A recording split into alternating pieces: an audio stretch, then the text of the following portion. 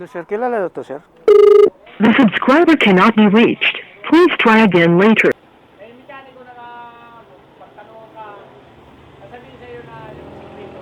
Pwede pala may magamit sa kanila yun, kaya original eh. Okay, paano? Salamat kuya. Tatapon. Kapag nakita ka. Bruh. Mary Ann.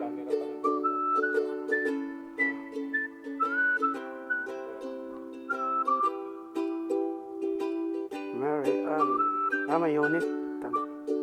Sige, sir. Isang linggo hindi tayo nakabiyahe sa Grab. Kaya ito, ngayon, bibiyahe tayo. Unang booking nakakuha ako dito sa Quezon City.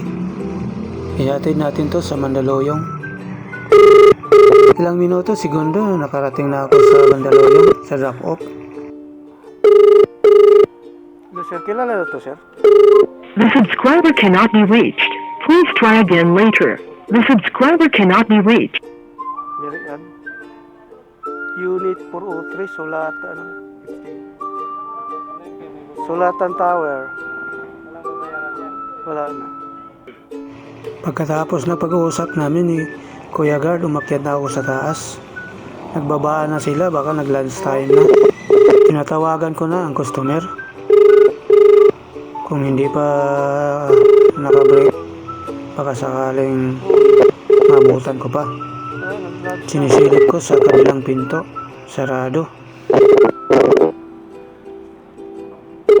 Ayaw sagutin ng customer. Kumakatok na ako sa pinto. Dahil ito ang pintuan nila. Dalawa pa lang pinto nito. Ito nagbukas na si ma'am. Mga kasamahan niya. Ha? Wala na po. Thank you. Ilang minuto, segundo, nakakuha naman tayo dito sa Reliance, Mandaluyong. Grocery naman ito. Ihatid natin to sa Arca Taguig, ang drop-off nito. At dito na nga ako, nakarating na ako dito sa Taguig. At na-drop-off ko na rin. May isang delivery rider, Food Panda. Hindi daw makontak niya yung customer niya. Sabi ko sa kanya, punta mo doon sa drop-off. Baka makilala nila. Nakakuha naman tayo yung panibagong booking dito sa BGC, sa Starbucks Coffee. Ito, papuntang Taguig. Let's go. Sinisip ko na tayo. Tapon. Kapag nakita ka. Bruh.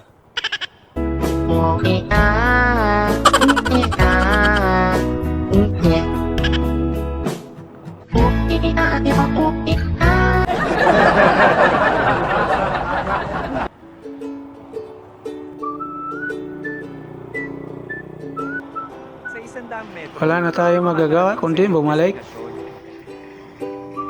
Mabuti naman pinalitan. Tagal din papalitan sa supervisor kasi tagal na, isang oras na daw. Sabi ko, malayo naman ang aking nadeliveran. Sa Taguig pa may prosesyon. Kaya ito, tinalian ko na talaga para sigurado di man sa hams. Pagkatapos ng drop-off, nakakuha naman ako dito sa marketplace sa Taguig. 97. 97.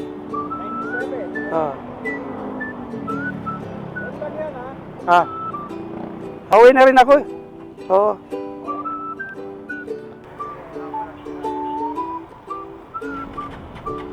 Wala, battery talaga. Minalas naman pagdating natin sa sa Camp Aganeldo. Dito tayo nagtutulak. Mabuti may nakapansin sa atin. Nagtutulak ako. Ito, tinutulak ako hanggang Krami. Thank you, Pops, sa pagtutulak. Dito ata mayroon na. Oo. Salamat, Pops. Kaya dito na ako iniwan ni Pops. Ang last booking ko nga pala, hindi ko na may hatid. Binuking ko na lang din sa Lalamove. shop dyan? Shop? Oo. Ayaw umandar. Nakarating na nga ako sa shop. Sabi ko kay kuya, pa-check muna sa motor ko. Dahil ayaw na gumana. Okay naman yung battery. Tapos tiningnan niyo yung spark plug. Sabi ni kuya hindi na nila magawa dahil mag-close na sila. Dahil hindi na nila magagawa, tinuro ako sa kabilang shop at dito ako napunta.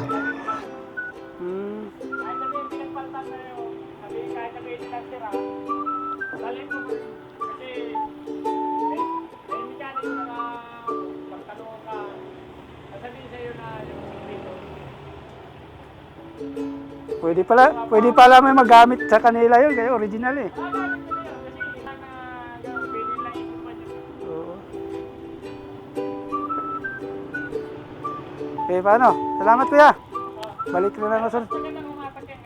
Ganito. Oo.